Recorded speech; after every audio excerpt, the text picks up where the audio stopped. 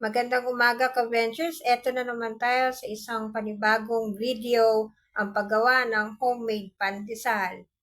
At magandang umaga Pilipinas. Sundan po natin ang aking 6 ingredients na pandesal. Yan ka-Ventures, yan lang yung aking munting lutuan. Maliit na oven lang po na 2 layer.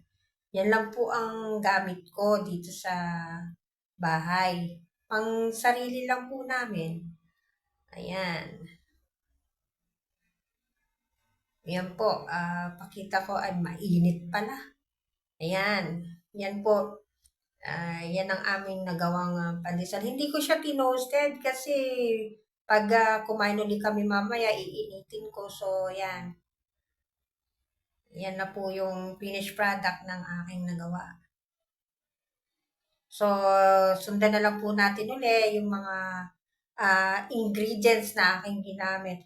Ka-Ventures, ang ginamit ko dito ay 6 na ingredients lang. Napakadali lang pong sundan. Ito po ay ang asin, 1 teaspoon. Yan po ang rock salt nga lang po ang gamit ko.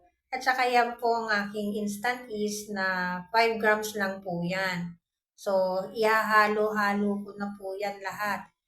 Susundan po natin yan ng tubig, ka-Ventures, 1 cup. Yan, ihahalo natin ulit yan doon sa natalagay na natin yeast. Yun naman ay sugar na 1/2 cup plus 1/8 cup na sugar. Yan po kasi yung timpla namin. But anyway, kung gusto nyo pong bawasan ng asukal, pwede nyo naman pong gawin. Yan ay oil. 1/2 cup po ang ating gagamitin naman na oil na ihahalo naman natin. So, ayan. 1/2 cup lang po yan. So, ayan. Haluin muna natin lahat. So, ang nalagay na natin ay 5 ingredients.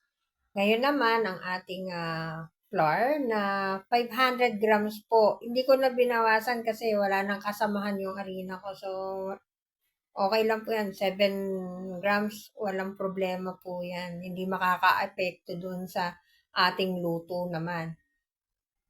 So, kompleto na natin ang ating ingredients. Number 1, asin, tubig, asukal, oil, yeast, at ang ating flour. Hahaluin lang natin ito ng maigi.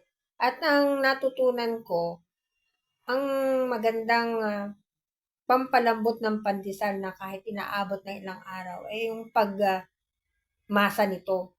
Na masang kamay, hindi po siya ginagamitan ng machine. Yun naman pansariling opinion lamang. Nasa sa inyo po yun kung kayo naniniwala doon. Pero ito naman kasi pang sarili lang namin dito sa bahay kaya hindi hassle sa akin, hindi maselan kumbaga. Angat ko lang to ka-Ventures kasi naalog yung mesa, yung aking camera nagyuyugyug kaya ganito po ang nangyari, inangat ko. Magsusot muna ako ng plastic gloves para haluin natin yung ating dough. Medyo mahirap lang kapag may plastic po Yan.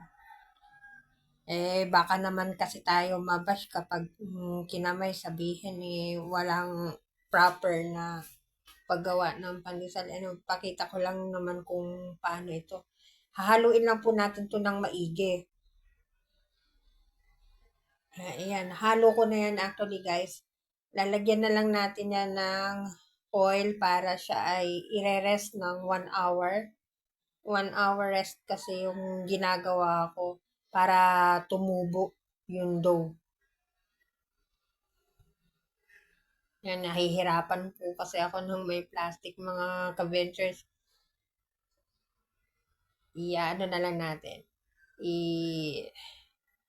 Ibibilog ko na lang yan. Then, lagyan na natin ng mantika para ma-rest siya ng 1 hour para tumubo po siya.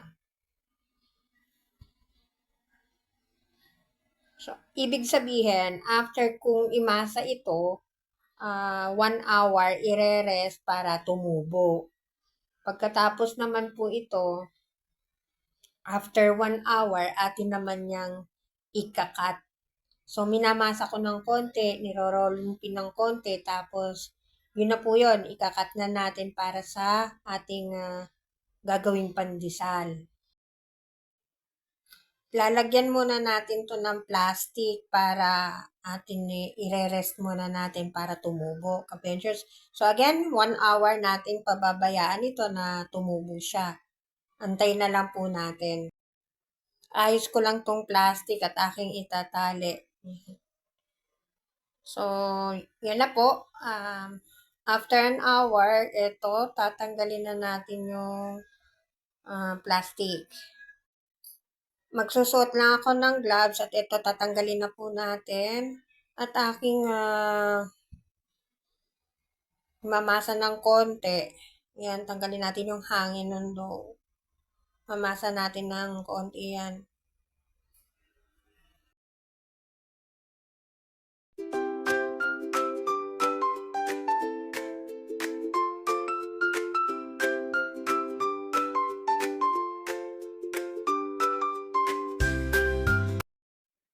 Yan naman, ikakat na natin into squares para sa ating pandesal. Hindi ko kasi siya binibilog. Square ang gawa ko. Lalagyan naman natin yan ng breadcrumbs lahat. Ayan. Iko-coat nyo lang po siya. Inaalog ko lang para hindi ko na hinahawakan. Tapos, ilalagay naman natin yan sa tray. Ito na po yung nagawa ko. 40 pieces o 20 pieces per tray ang aking nagawa. I-rest ko lang yan ng 10 to 11 hours. Then, nilagyan ko ng plastic para pagtubo niya, iiwanan ko lang yan sa mesa. Again, ka-ventures, maraming salamat po sa inyong panonood.